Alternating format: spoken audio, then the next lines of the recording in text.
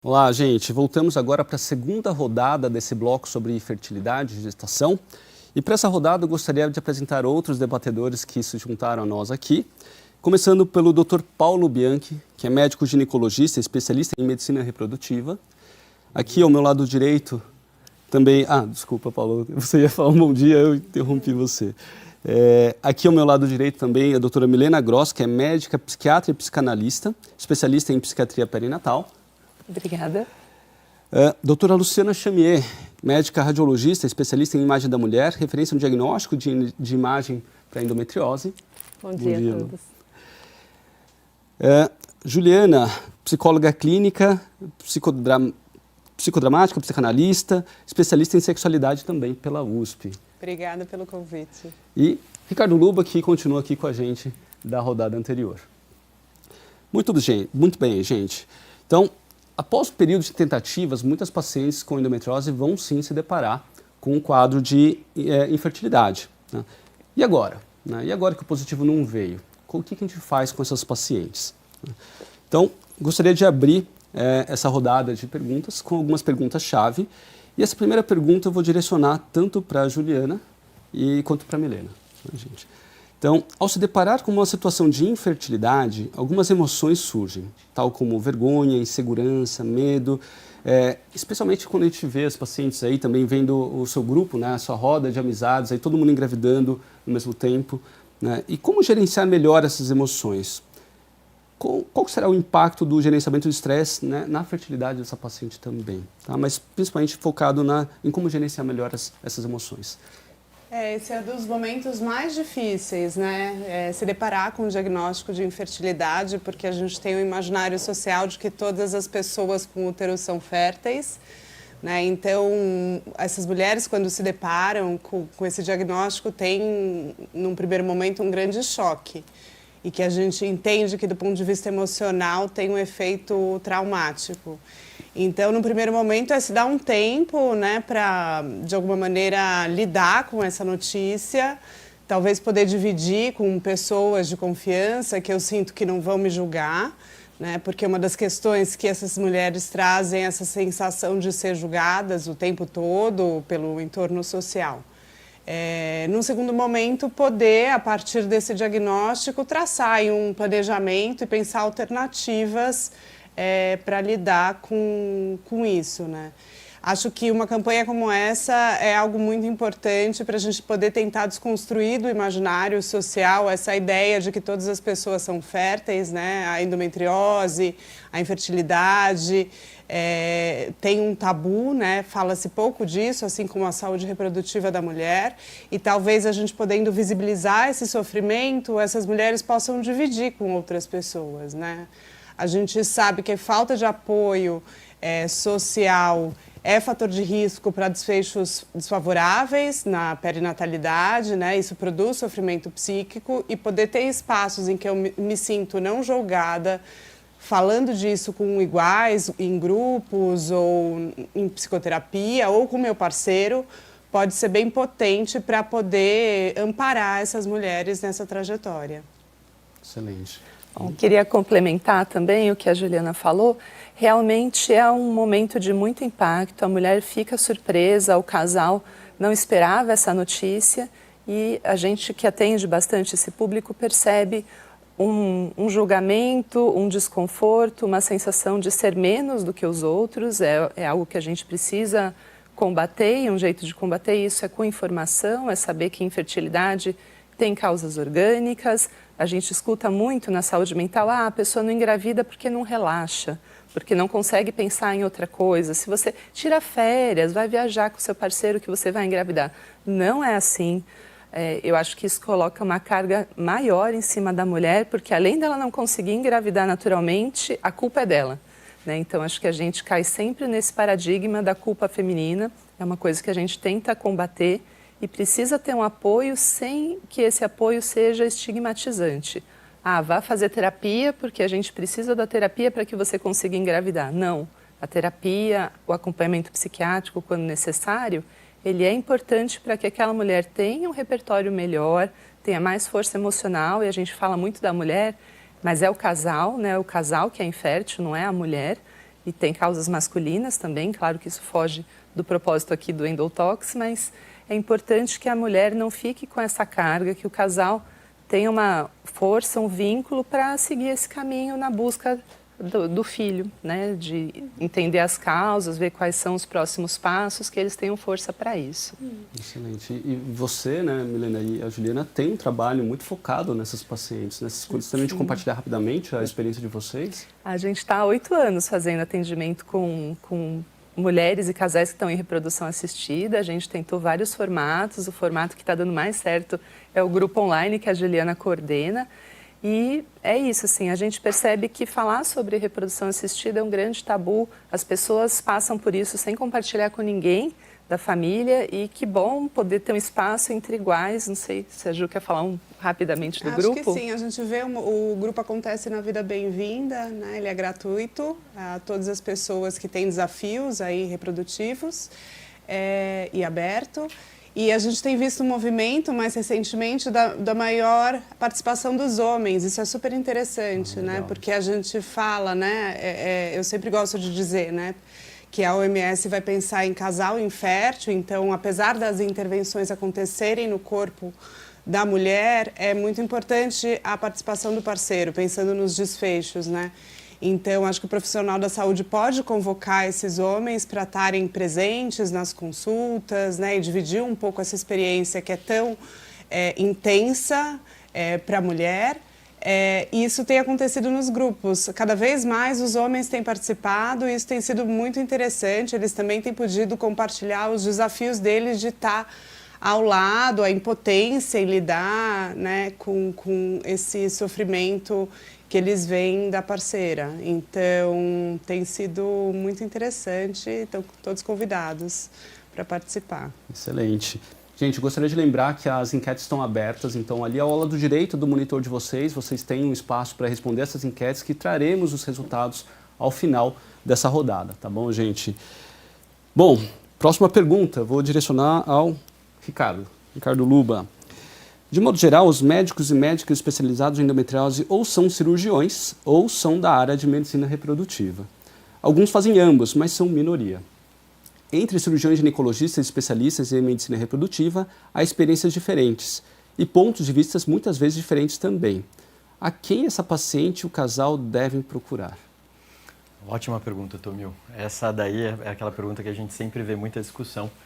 Porque o médico que faz a medicina reprodutiva, muitas vezes ele vai buscar um tratamento mais dentro da medicina reprodutiva. E o médico cirurgião, ele vai trazer o tratamento dele mais para a cirurgia. Muitas vezes a gente consegue até conversar entre as equipes. Claro que a equipe que faz isso, ela já é os dois caminhos, né? Eles se tornam uma equipe talvez um pouco mais completa nesse sentido. Isso favorece ou facilita esse tratamento. Mas a maior parte das vezes que a gente não tem isso, como foi, né, colocado na pergunta, eu acho que existe uma conversa necessária entre a equipe de cirurgia e a equipe de medicina reprodutiva para definir qual que é o melhor caminho individualizado para aquela paciente. Então não existe receita de bolo, né? Vamos operar antes ou vamos fazer tratamento de reprodução. Mas existe avaliar esse paciente de uma maneira global, entender esse paciente, o tempo que ele está. Então, exatamente como a Juliana e a Milena falaram, né? Entender esse casal, se eles estão preparados para passar por isso, o sofrimento que o casal está tendo, não só, apesar de todo o tratamento, a maior parte das intervenções serem feitas nas mulheres, o homem sofre muito e sofre calado, porque ele vê a esposa num estágio de sofrimento surreal, ele não consegue ter relação sexual, ele se sente culpado pela dor na relação sexual também, ele se sente frustrado por também não conseguir engravidar, e a gente acaba tendo um peso que a mulher carrega maior, que ela tolera talvez a frustração um pouco mais fácil do que o homem. A gente ouve isso no consultório todo dia: putz, eu prefiro que você fosse comigo do que com o meu esposo. Porque ela consegue ser mais resolutiva, vamos dizer assim, do ponto de vista prático, a mulher faz isso. E aí eu acho que não existe uma fórmula pronta, eu acho que tem, primeiro, que se avaliar esse paciente, entender realmente a necessidade dele, conversar entre as duas equipes, eu acho que essa é a melhor parte. Então, conscientizar, como o Renato disse no bloco anterior, né? os médicos ginecologistas que vão fazer cirurgia e que devem conversar também com o especialista de reprodução antes de decidir essa tomada de decisão. Acho que esse é o ponto principal, não pensar necessariamente em um ou outro, mas conversar entre os dois. Perfeito. Eu acho que vem muito da responsabilidade também dos cirurgiões, assim como dos médicos em medicina reprodutiva, de entender as limitações, né? Ou quanto que cada um de nós conseguimos realmente trazer benefício para essa paciente em especial, né? Tem muitos pacientes que vêm comigo e falam assim, olha, realmente você tem endometriose, talvez precise operar, mas não é esse o momento. Esse momento agora é de procurar um colega de medicina reprodutiva, congelar óvulos ou congelar embriões, ou para sua fertilidade, a cirurgia não vai ser o melhor caminho. Eu sugiro a medicina reprodutiva. Então, tentar quebrar um pouquinho do nosso conflito de interesse natural que existe pela nossa área de atuação, né, em um viés da nossa percepção, né, em prol do benefício da paciente. Perfeito. Acho que isso é essa a mensagem principal, né, e tomara que isso seja disseminado entre todos os colegas também. Paulo, uma pergunta para você aqui. Apesar de ser uma das principais causas de infertilidade feminina, ainda vemos poucas pacientes sendo investigadas para endometriose. A pesquisa de endometriose deveria fazer parte da investigação de infertilidade de todo casal infértil, independente dos sintomas? Depois eu gostaria que a Luciana também compartilhasse um pouquinho. Essa é uma ótima pergunta também, né? Só para esclarecer quem está nos ouvindo, né, a gente em medicina segue também muitas recomendações de sociedades e especialidades. E de fato, Tomil, nenhuma sociedade de especialidade de reprodução assistida inclui a pesquisa de endometriose como fazendo parte da pesquisa do casal com infertilidade, né? É lógico que essas recomendações são feitas para um contexto mais amplo e talvez a gente aqui tenha o privilégio de poder fazer um diagnóstico mais assertivo e mais completo e nem todo lugar tenha isso, então essas recomendações servem para isso. Agora, medicina, assim, apesar da gente ter que ter um alto grau de suspeita de endometriose quando a gente está lidando com infertilidade, e eu particularmente, toda mulher que entra no meu consultório que tem essa dificuldade, eu fico muito alerta para a possibilidade de ela ter endometriose, essas palavras todos nunca são complicadas em medicina. A maioria das mulheres que têm infertilidade deve ser investigada para endometriose, na minha opinião. Mas em alguns casos, talvez esse diagnóstico não precise ser feito num primeiro momento. Vou me explicar um pouquinho melhor. Em reprodução, tanto natural quanto assistida, a gente leva muito em consideração a idade da mulher e estado da reserva ovariana, que são coisas que deterioram progressivamente e que têm um impacto muito grande, seja na chance natural de gravidez, seja na chance com tratamentos de reprodução assistida. Em situações em que a gente está com mulheres com infertilidade, que claro, é um sintoma de endometriose, mas sem dor, sem grandes distorções da anatomia da pelve, e que um diagnóstico de endometriose naquele momento não vai mudar a nossa conduta, talvez nesse primeiro momento ele não precise ser feito. Mas quero enfatizar aqui, isso é uma exceção. Na maioria das vezes eu acho que sim, a paciente tem que ser rastreada para a pesquisa de endometriose, pelo menos a profunda, que é o que a gente consegue enxergar melhor com os exames. Perfeito. Luciana? É muito interessante tudo isso, é uma discussão que nós temos sempre quando nos encontramos e eu concordo com o Paulo quando nós nos confrontamos com as recomendações de melhor prática das entidades que regulamentam a reprodução assistida. E eu acho muito importante ressaltar que nós vivemos uma realidade um pouco diferente no Brasil. Então, existem essas diferenças entre os países, tanto do ponto de vista de diagnóstico da doença, quanto da resolutibilidade cirúrgica da doença. Então, de uma forma geral, por ser a endometriose uma doença altamente prevalente e que pode estar presente em até 60% das pacientes com infertilidade, eu acho que o screening da doença ele deve ser incluído na avaliação do casal infértil, mas sempre levando em consideração o contexto geral da paciente. Eu sempre costumo dizer para as pacientes, não existe uma receita de bolo. Na verdade, aqui tudo deve ser muito individualizado. Então, pacientes jovens, pacientes com infertilidade e que estão tentando engravidar e não conseguem, a probabilidade dessa paciente ter endometriose é alta, então ela pode ser rastreada e isso é diferente de uma paciente já com 39, 40 anos, onde ela já tem um contexto diferente, tanto em relação a tempo de infertilidade, quanto principalmente em relação à questão de reserva ovariana. Então, de uma forma em geral, sim, acho que deve ser incluído no screening de infertilidade, mas sempre com o olhar do especialista, né? O especialista em reprodução humana ou o próprio ginecologista, eles, através da avaliação clínica, da história da paciente, ele vai saber triar naquele momento qual que é o exame mais importante para dar o start ali de avaliação daquele casal. Perfeito. Acho que eu traria aqui também um ponto de atenção, né, quando o Paulo falou em relação à avaliação, que não é só o ultrassom, né, não é só o exame de mapeamento, o exame radiológico, Sim. mas o exame clínico também, digo, o exame físico. Né, porque o que eu vejo de pacientes que passam em médicos ginecologistas que não são examinadas, né, sim, fazem anamnese, veem se a paciente tem dor tal, sim, mas não fazem o exame de toque vaginal e já pedem direto colposcopia, Papa Nicolau e um ultrassom transvaginal simples. Né, e aí perde-se também muita oportunidade de avaliar essa paciente que tem às vezes um quadro de endometriose profunda, às vezes avançada, sim, que no toque vaginal a gente consegue perceber, especialmente nessas pacientes que têm infertilidade, que o sintoma não é tanto de dor, é mais de infertilidade em si. Né? Então, eu incluiria nas recomendações e sugestões que quando vocês passarem com seus médicos ginecologistas ou médicas ginecologistas, né, que o exame ginecológico é sim fundamental. E eu lembro que uma vez eu fiz uma enquete rápida no meu Instagram, assim, vocês são examinadas, né, pelos seus ginecologistas? Se não me engano, 70% respondeu que nunca foram examinadas numa consulta ginecológica. Eu fiquei de queixo caído, literalmente, porque, para mim, é realmente assim, faz parte. Né? Eu não consigo chegar num diagnóstico e propor um tratamento adequado para as pacientes sem um exame físico.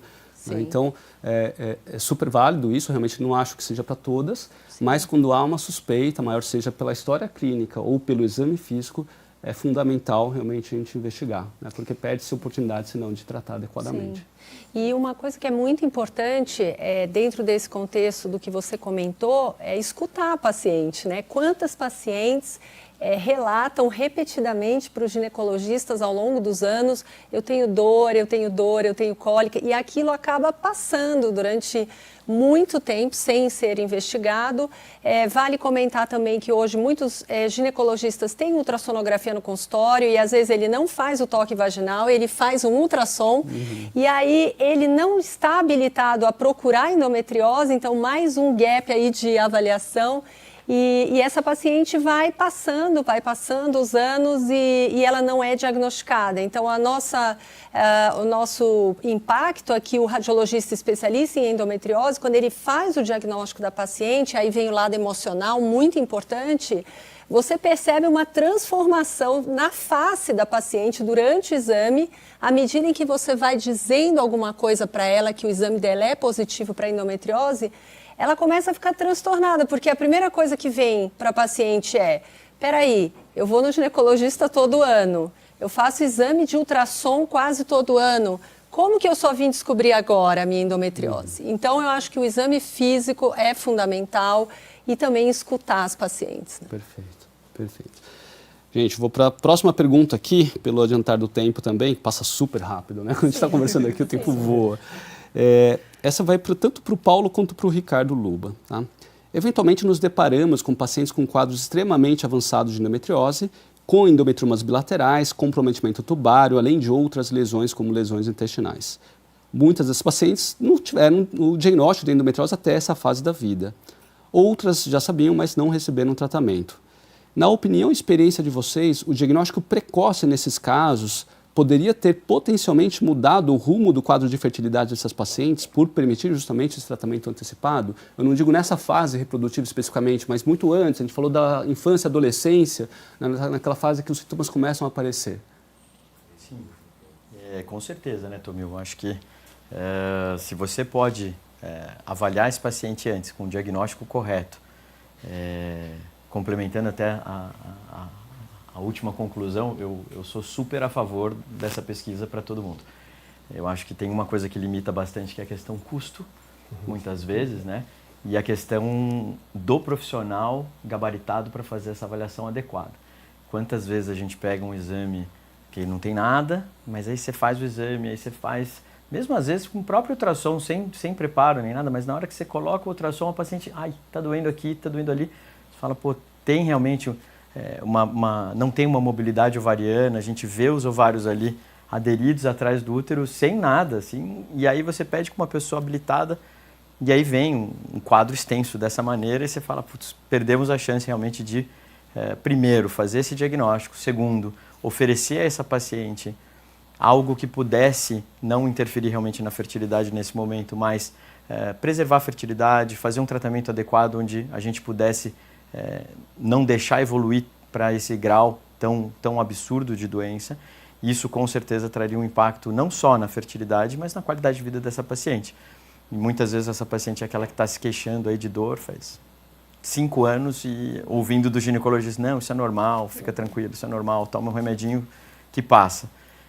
E como o Renato disse na outro bloco, né, você é paciente que está com a dor, é protagonista realmente do que você vai querer fazer. Então decida, insista, né, persista. Não está satisfeita, realmente tem que procurar uma segunda, uma terceira, uma quarta opinião de repente. Ou procurar realmente pessoas que são mais habilitadas ou reconhecidas dentro do tratamento de endometriose. Perfeito. Gente, antes de passar a palavra para o Paulo, queria só lembrar que a gente está fechando as enquetes em poucos minutos, tá? Então, se você não respondeu, responde lá, porque essa contribuição é de muito valor para a gente debater aqui depois os resultados, tá bom? Lembrando que tem muita pergunta já também, tá, gente? A gente não vai conseguir naturalmente responder todas essas perguntas, tem mais de 40 aí perguntas, né, da audiência para essa rodada especificamente, tá? Mas a gente vai fazer o possível para responder depois. Paulo, na sua opinião, você acha que o diagnóstico precoce talvez mudasse esse futuro reprodutivo dessas pacientes? Acho sim, Tomil. Eu acho que isso é uma coisa importantíssima da gente falar, né? Muitas vezes a gente vê uma endometriose avançada, com muita dor, com um quadro de bloqueio pélvico, e quem de nós não pensou assim, puxa, se eu tivesse visto essa paciente 5 anos atrás, né? A endometriose é uma doença progressiva. Ela é progressiva principalmente em situações em que a pessoa está exposta aos hormônios que são produzidos durante a ovulação. Então, uma situação de tentativa de gravidez mais prolongada, a princípio, é uma margem para que a endometriose progrida. E a gente sabe que tem relação entre quanto de endometriose a pessoa tem, qualidade de vida e principalmente a infertilidade. Então, acredito sim, com um diagnóstico precoce e um tratamento adequado, que pode ser cirúrgico ou não, a gente conseguiria, talvez pelo menos uma parte dessas pacientes que têm infertilidade, não terem infertilidade no futuro. Então, apoio sim, essa é uma medida muito boa. Excelente. Acho que isso, gente, traz realmente o valor da conscientização, da educação, não só das pacientes, mas também dos profissionais de saúde, para a gente tentar no futuro, né, começar a mudar, né, todo esse cenário que as pacientes e que vocês que estão assistindo hoje a gente com um quadro de infertilidade estabelecido por conta da endometriose, eventualmente não venham e suas mulheres futuramente não precisem passar por tudo isso também. Tá? Acho que essa é realmente a importância da conscientização que todos nós estamos fazendo aqui, não só no Endotox, mas todas as outras ações de conscientização no março, não só no Março Amarelo, né? Não só no Dia Nacional de Combate à Endometriose, que é hoje, mas ao longo de todos os anos. Né? E, Luciana, eu tenho uma pergunta especificamente para você. Tá? Então, para essa paciente com infertilidade, tá? E tem talvez uma suspeita clínica pelos sintomas de endometriose. Ultrassom transvaginal com preparo intestinal ou ressonância magnética também com preparo intestinal? Sim. Essa é uma ótima pergunta, até porque a partir de agora você já pode entender que esses são os 2 principais métodos de investigação da endometriose. Os mais usados na prática clínica, uma ultrassonografia transvaginal, realizada com preparo intestinal específico, e a ressonância magnética. Então, eu acho que a avaliação inicial, ela deve começar por uma ultrassonografia transvaginal. A ultrassonografia transvaginal dedicada para a pesquisa de endometriose, ela segue um algoritmo específico, ela necessita de um preparo intestinal relativamente simples e, principalmente, o olhar de um especialista. Através dessa ultrassonografia, você consegue elementos super importantes, tanto do diagnóstico quanto já no mapeamento e estadiamento da doença. Muitas vezes, só a ultrassonografia vai ser necessária para a avaliação das pacientes, seja para decisão de conduta clínica, numa avaliação pré-cirúrgica ou mesmo para definir qual que vai ser a estratégia para a medicina reprodutiva. Quando que a ressonância magnética, então, estaria indicada? Num contexto ideal, onde você tem um ultrassonografista habilitado, o exame é bem feito, a ressonância viria para complementar. Eles não são métodos competitivos, eles são complementares. A ressonância magnética, ela permite um campo de visão mais amplo, então lesões extrapélvicas são melhor avaliadas por ela, por exemplo, comprometimento de nervos, do assoalho pélvico, do diafragma, diagnóstico diferencial de cistos ovarianos. A ressonância é muito boa para definir se aquele cisto é ou não um endometrioma, e também quando compromete o ureter, que é o canal que drena a urina. Ah, mas e se na minha cidade não tem um especialista em ultrassom, que é uma grande realidade de muitos estados no Brasil? Aí você vai para um especialista em ressonância magnética. O mais importante na endometriose, nós aprendemos isso com o tempo, é o olhar do especialista. Porque eu posso ter uma ressonância magnética num equipamento de excelente qualidade e o exame vir com laudo normal numa paciente com doença. Então, eu preciso ter uma visão treinada para identificar essas lesões. Perfeito. Acho que uma coisa importante lembrar também, né, gente, assim, uma paciente que tem um quadro de endometriose já clara clinicamente, e mesmo que a paciente precise de uma fertilização in vitro, por exemplo, já está indicada a fertilização in vitro, mas a paciente não foi investigada a fundo, na minha visão, é fundamental fazer um desses exames, porque se nós nos depararmos com uma situação, por exemplo, de um comprometimento ureteral, né, numa paciente que vai tentar engravidar, né, a gente não pode deixar de tratar esse ureter, com chance dessa paciente perder função do rim ao longo da gestação, por exemplo, por conta do tratamento de medicina reprodutiva, porque aí a priorização realmente é a saúde da paciente, né? Então, mesmo que exista a indicação de um tratamento de medicina reprodutiva, né, é fundamental essa avaliação. E outro benefício também que eu vejo, né, e que isso ajuda muito também na decisão desses exames de mapeamento, seja ultrassom ou ressonância, é quando o radiologista tem essa visão voltada à fertilidade e já faz uma avaliação da contagem de folículos ali, né, porque isso é um divisor de águas, né, em relação à reserva ovariana, que é uma das melhores formas de avaliar a reserva ovariana de fato, né, até de representação de quantos folículos óvulos vão ser coletados na estimulação, né, isso muda a conduta, né, então eu trago aqui também esse outro ponto forte desses exames de avaliação, né, isso me ajuda muito, né, quando tem um exame realmente desses colegas que, como você, né, Luciana, que realmente tem esse ponto forte, essa vivência também em medicina reprodutiva muito forte, isso ajuda demais nós, cirurgiões, a decidir, vai ser comigo o tratamento, vai ser com o Ricardo, com o Paulo, com qualquer outro colega de medicina reprodutiva, né? Então, gente, é importantíssimo, tá, que isso seja feito de forma adequada. Busque na região de vocês realmente profissionais que tenham essa especialização, como a Luciana falou, é muito mais o olhar do radiologista do que o exame propriamente dito, porque até muitas vezes eu vejo exames e falo assim, puxa, né, fez a ressonância, né, fez o ultrassom, mas estou sentindo falta das informações chave para a tomada de decisão, né? Isso faz toda a diferença com um profissional especializado. Acrescentando aí nesse comentário, eu acho que hoje as próprias sociedades que regulamentam as práticas de medicina reprodutiva, inclusive a gente teve uma mudança muito impactante recentemente, deixaram de reconhecer a laparoscopia diagnóstica como um método de escolha para o diagnóstico da doença, né? Então hoje a gente tem ferramentas muito acuradas, como o ultrassom e a ressonância, para essa constatação de que existe endometriose. E como você comentou, através de um exame de imagem bem feito, eu consigo dar detalhes muito importantes para decisões de conduta, né? Aqui usando as palavras do professor Charles Chapron, que é um dos grandes especialistas em endometriose, a endometriose, os exames de imagem revolucionaram realmente o contexto clínico e o manejo das pacientes de endometriose.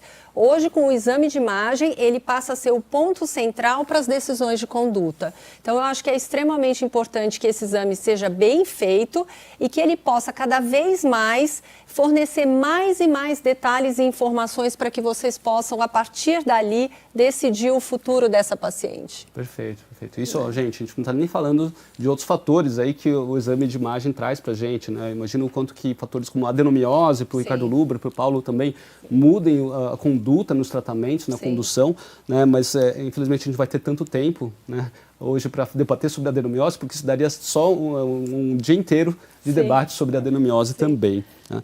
E aí, gente, eu gostaria de seguir agora para as enquetes, para ter tempo também de responder um pouco das perguntas que vocês fizeram, tá bom? Então, vamos lá. Primeira pergunta da enquete foi, frente à sua fertilidade, você fez algum tipo de planejamento junto à equipe de saúde que lhe acompanha? Se puder mostrar para a gente, olha, 66,7% responderam que não foi feito nenhum tipo de planejamento, ela só foi orientada a tentar, né? E 33% receberam esse tipo de planejamento. Isso é uma coisa que é bastante importante, né? Porque às vezes a gente vê pacientes que falam assim, fui só orientado a tentar, e está tentando há 2, 3 anos, né? E fala assim, mas né, falou que isso só precisava relaxar, só precisava viajar, tal, né? E passa 2, 3 anos e às vezes já chega com a gente com 38, 40 anos de idade, assim, puxa, né? Qual que é a importância desse planejamento? Vou trazer aqui para o Ricardo, especificamente. É muito comum a gente ouvir assim, as pessoas falando, eu vou tentando engravidar, se eu não conseguir com 40 anos eu faço uma FIV. E aí, nossa, isso é extremamente impactante para a nossa especialidade. O Paulo e eu, com certeza, a gente sofre muito, porque, como ele mesmo disse, se eu tivesse visto essa paciente há 5 anos atrás, por exemplo, com certeza as taxas de sucesso, o sofrimento, tudo isso teria sido bem diferente. É cruel, né? Chega a ser cruel essa falta de orientação que a gente acaba vendo. Eu acho que isso traz muita ansiedade também, medo, né? Porque quando a gente não sabe o que vai acontecer, quando a gente não sabe os próximos passos, isso também traz muita insegurança para a gente também, né? Então, eu sempre tento também expor para as pacientes, a gente pode tentar caminho A, B ou C. Tá? O que faz mais sentido para você? Faz mais sentido o caminho A. Tá? Eu concordo, acho que o plano A é o melhor. Se não der certo o plano A, temos o plano B. E se não der certo o plano B, temos o plano C também. Né? Quanto tempo a gente vai investir ou até onde é o limite do plano A, por exemplo. Né? Então, ter trilhado esses caminhos possíveis traz muito conforto para a paciente. Fala assim, bom, eu não estou perdida. Né? Tem um caminho que eu posso seguir e ela vai coparticipar realmente na decisão. Né? Acho que essa é uma mudança também da área da saúde, né? Que era muito paternalista. Né? Os médicos antigamente eram os donos da verdade, tá? E as pacientes tinham que fazer o que a gente orientava ela a fazer. E hoje não, a gente vê um compartilhamento da responsabilidade. Né? As pacientes também são protagonistas e corresponsáveis nessa jornada. Né? Mas cabe a nós também oferecer esses caminhos, porque nós conhecemos os caminhos possíveis que elas podem seguir. Né? Então, esse planejamento é realmente fundamental. Se vocês não têm né, eu sugiro vocês pensarem, refletirem com os médicos de vocês, a equipe médica ou da área de saúde que está acompanhando vocês para traçar esse caminho. Tá bom, gente? Posso comentar só claro, um pouquinho em relação ao planejamento, que acho que faz sentido, né? Ter um planejamento, acho que tira um pouco desse lugar, né, traumático da infertilidade, do choque, pode dar aí caminhos. Mas eu escuto também que, às vezes, um planejamento, como você falou, é importante que ele seja múltiplo, né? Porque tem algo, muitas vezes, das mulheres ficarem fixadas num caminho e essa fixação deste caminho vai me levar também traz um sofrimento. Então, acho que eu tenho falado muito em recalcular a rota, né? Porque muitas vezes eu vou com a ideia, por exemplo, né, de que eu vou fazer uma FIV e aí eu tenho alguns fracassos, isso acontece, e aí eu me sinto perdida. Então, acho que são vários momentos de planejamento, né? De poder se revendo, né? Se percebendo os seus limites emocionais, é algo que a gente fala bastante, e incluir isso no planejamento em parceria com um profissional da saúde, com um médico de reprodução. Né? Acho que incluir a mulher nessa decisão dos caminhos me parece muito bacana, como você falou. E o mundo, mas atualmente, né, nos obrigou a recalcular a rota o tempo todo. Né? Então, vamos lá.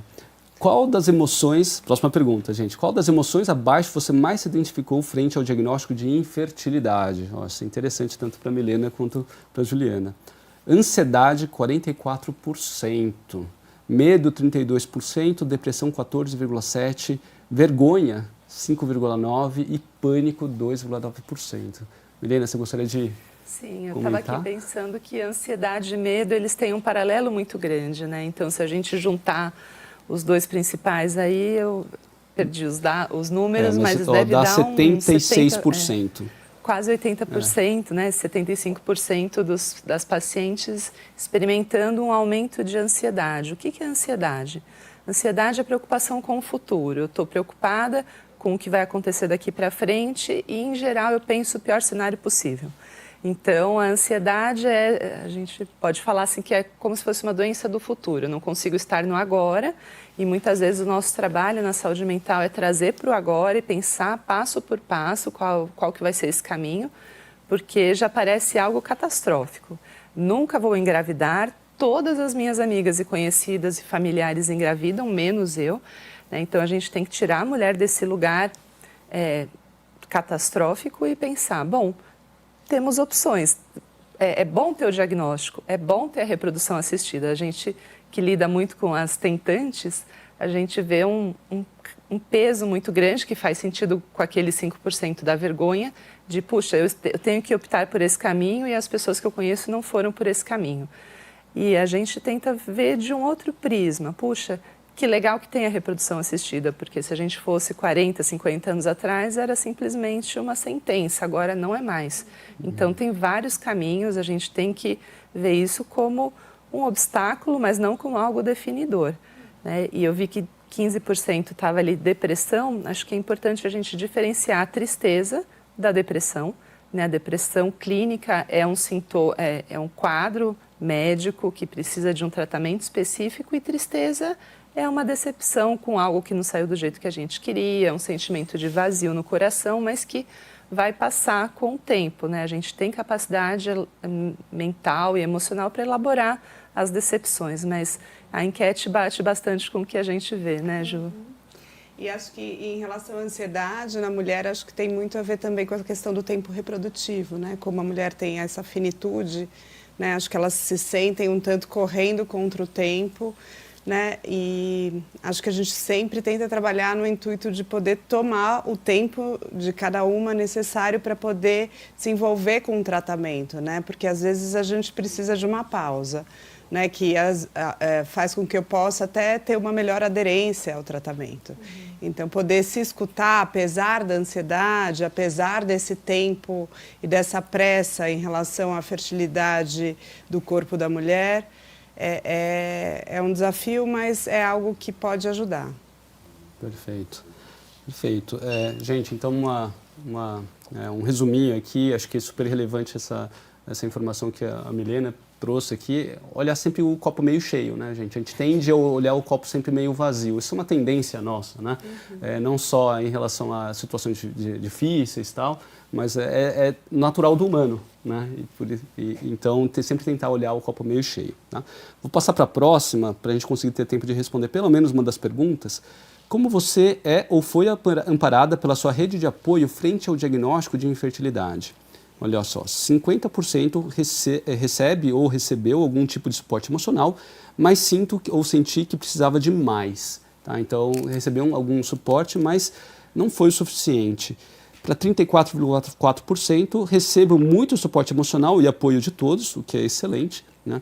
E 15,6% não recebe ou não recebeu nenhum suporte emocional, mesmo do parceiro, o que é realmente preocupante. Né? Mas pelo menos 65% aí poderia se beneficiar de algum suporte ou mais suporte do que elas realmente precisavam. Acho que é realmente aí a importância da rede de apoio nessas situações de vulnerabilidade.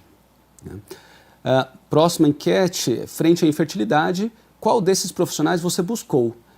24% buscou o ginecologista geral, 34% procurou o ginecologista especialista em endometriose, 24% ginecologista especialista em medicina reprodutiva, e todos os anteriores, 17,2%, que é muito comum também, né? Então, a maioria procurou o especialista em endometriose, e aí acho que vale a pena também a gente deixar o recado para os colegas especialistas em endometriose, também para trazer aquele debate sobre a responsabilidade só de não operar a paciente, mas também direcionar aos colegas de medicina reprodutiva quando necessário, ou quando achar que assim, está fugindo um pouco da minha alçada de atuação. Né? Mas é muito comum também ver então os pacientes que procuram todos, né, e vão, né, pingando entre nós, né, a gente vê que as pacientes circulam entre nós e às vezes porque fica com muita dúvida, né? Tem informação de um lado, pega informação do outro e fala, e agora? Né? Então, é importante realmente ter esse alinhamento, como o Luba falou, de ter essa conversa entre os profissionais de saúde complementares, porque senão isso não seria uma multidisciplinaridade. Né? Ter os profissionais diversos que não se conversam, isso não soma necessariamente. Né? Isso pode, inclusive, dividir. Dificulta fazer o plano, né, que você tinha falado no começo, que é tão importante. Né? Exatamente. O planejamento precisa de conversa. Né? Perfeitamente.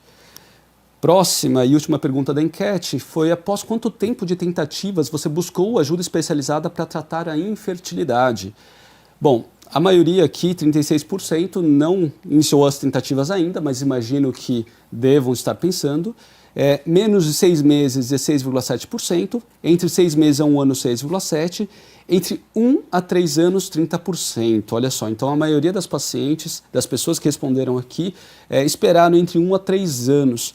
Né? E eu queria só trazer de novo a importância disso, tá, gente? Especialmente dependendo da sua faixa etária, não deixe passar de 6 meses a 1 ano, especialmente se você tem o diagnóstico de endometriose, porque, de novo, isso pode ser aquela janela de oportunidade para obter os melhores resultados. Tá? Então, quanto mais precocemente, não precisa ser nem, às vezes, menos que 6 meses, tá? Ótimo se for, principalmente para fazer uma avaliação inicial, né? Mas esperar mais de 1 ano a gente realmente não recomenda, tá, gente? E 10% mais de 3 anos, tá? Que isso realmente é bastante preocupante, independente do fator de infertilidade. Você sabe que eu acho bastante interessante quando a gente faz o diagnóstico, mesmo que o paciente fale, eu vou tentar engravidar, mas eu já acho interessante ela passar com a equipe mais especializada já. Mesmo assim, realmente com esse foco assim, não, ninguém vai fazer sua FIV, ninguém vai fazer uma inseminação, não é nada disso. Mas fazer toda aquela nossa mudança que a gente comentou, orientar a mudança de estilo de vida, oferecer para eles uma reposição de vitamina, uma coisa individualizada, isso vai fazer diferença. Talvez ele não precise de um tratamento. E aí, aquele tempo que a gente perderia na hora que o paciente chega afobado, com pouco tempo para querer engravidar, e aí a gente falaria, olha, talvez uma modificação nesse estilo de vida vai mudar a tua vida, a gente perde essa janela, exatamente como você disse. A gente perde essa janela de oportunidade ideal de repente, orientar um pequeno acerto que, de repente, vai fazer toda a diferença nesse caminho. Perfeito. E a época que eu trabalhava com medicina reprodutiva, eu lembro muito bem de alguns casais que chegaram para mim com infertilidade estabelecida, jovens, falaram assim, olha, eu acho que não tem nada errado aqui, o que tem de errado, na verdade, é o estilo de vida. Precisa mudar, precisa comer melhor, fazer exercício, perder peso. E depois eles voltaram e falaram assim, nossa, obrigado, porque foi isso o suficiente, né, para restabelecer a fertilidade, né, e aí tirando o conflito de interesse que eu poderia ter oferecido realmente um tratamento de medicina reprodutiva na época, falou assim, a gente entendeu que o foco não era vender o tratamento, mas sim trazer o benefício para a gente. Né? Então, realmente esse benefício pode ser muito grande, especialmente quando essa orientação não vem do ginecologista generalista, que às vezes ele não tem todas essas ferramentas ainda para oferecer para o casal. Né? Mas excelente. Gente, vamos para algumas perguntas, então, da audiência. Quanto tempo temos, produção?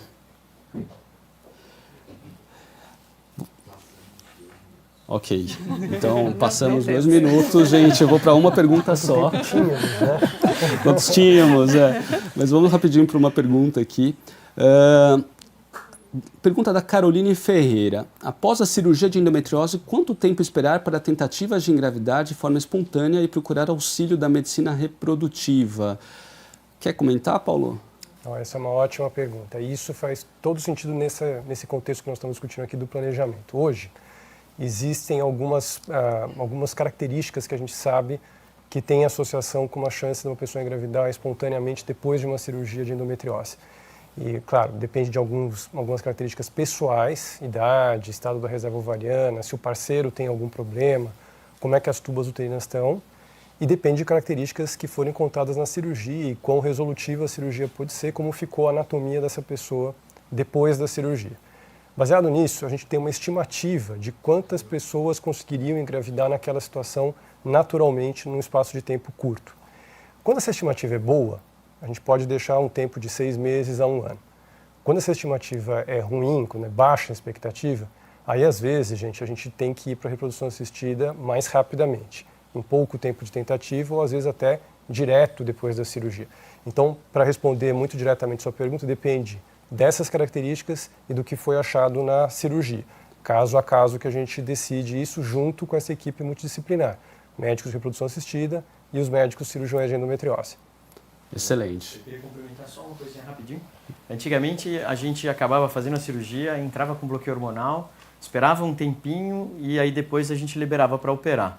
Segundo o último eixo, né, o guideline que a gente seguiu, aí, que saiu a respeito de endometriose, já não existe mais essa determinação. Então, se realmente o cirurgião estiver de acordo em você poder tentar engravidar, imediatamente depois da cirurgia já é indicado essas tentativas naturais. Excelente, é sempre realmente individualizado, né, gente? Então, gente, queria encerrar aqui, que já estamos um pouco avançados no tempo, tá? Gostaria de agradecer novamente aí a todos os participantes do debate aqui. Foi excelente, excelente, gente. Acho que muita informação relevante, especialmente a parte emocional também, que é uma coisa pouco abordada para essas pacientes, né, mas tão relevante, tá? Mas também com várias informações super importantes do Paulo, do Ricardo, e também da Luciana para orientar melhor a condução nessas situações. Gente, voltamos daqui a pouquinho com a próxima rodada. O meu medo com relação à cirurgia era não adiantar. Eu não tinha medo do procedimento em si. Era mais uma crença que a gente ouve por aí de que não adianta nada operar. E quando a gente teve esse mapeamento e foi para a cirurgia, a gente viu que realmente a endometriose era grau 4. Ela teve 2 cirurgias, né? E a gente estava já junto nessas 2 cirurgias. E a segunda cirurgia foi mais forte para mim. Eu praticamente fiquei do início ao fim no hospital aguardando o término, né? Porque já era a segunda. Eu ouvia mulheres que operaram 2, 3, 4, mais vezes do que isso, e que elas relatavam que não adiantou, que a dor continuava, que tinha que operar de novo. Então o meu medo era esse, era a cirurgia não adiantar ou eu ter que passar por várias cirurgias. Eu não tinha medo do procedimento em si. A gente teve que retirar um pedaço do intestino, apêndice, vários miomas, várias aderências e a gente também retirou a trompa esquerda. Então isso estava tudo tomado com a endometriose. Eu falei, será que tá tudo bem? Será que tá tudo bem? E eu desci umas 3 vezes da sala cirúrgica, ainda não acabou, e voltava, e saía andando, fui tomar uma água, fui tomar um café. Eu acho que teve esses 2 flashes, né, muito significativos para mim, na empatia e no sofrimento junto dela. Então eu fazia tratamento, não tinha sucesso. Eu ia operar, não ia ter sucesso também. Então o meu medo era a cirurgia não resolver. Eu consegui superar esse medo quando eu encontrei uma equipe que eu confiava. É um processo, né? A gente sempre brinca, eu quero um projeto. Então eu fui fazendo os exames e você não tem muita noção do que está acontecendo. Eu lembro que a gente teve a consulta e você falou, olha, pegou o intestino, a gente vai ter que operar o intestino também. Só que na época eu falava, nossa, mas como assim pegou o intestino? Eu vou ter que tirar um pedaço do intestino. A cirurgia foi a grande virada de chave da minha história, né? Não precisa ser a de todo mundo, mas da minha foi. Depois da cirurgia, eu ainda tive alguns meses ainda insegura, ainda algumas dores, mas um acompanhamento mais próximo, uma visão interdisciplinar com outras áreas da medicina, fizeram com que eu superasse aquelas dores definitivamente. A gente sabia que tinha uns miomas e que a gente ia ver as aderências. Mas eu acho que era tão explicado o processo que eu não tive nenhum medo. Eu acho que a vontade de não ter a dor é muito maior do que qualquer medo. Porque quando você tá no processo, quando você tá vivendo muito ainda as dores, parece que não tem fim. Você não se vê com solução. Parece que nunca vai acabar. E hoje eu consigo usar a palavra definitivamente. A cirurgia foi a virada de chave para que eu retomasse a minha qualidade de vida. Eu tive um pós-operatório incrível, em uma semana eu já estava de volta ao trabalho e eu acho que eu ganhei qualidade de vida. Eu nunca mais tive as dores que eu tinha antes.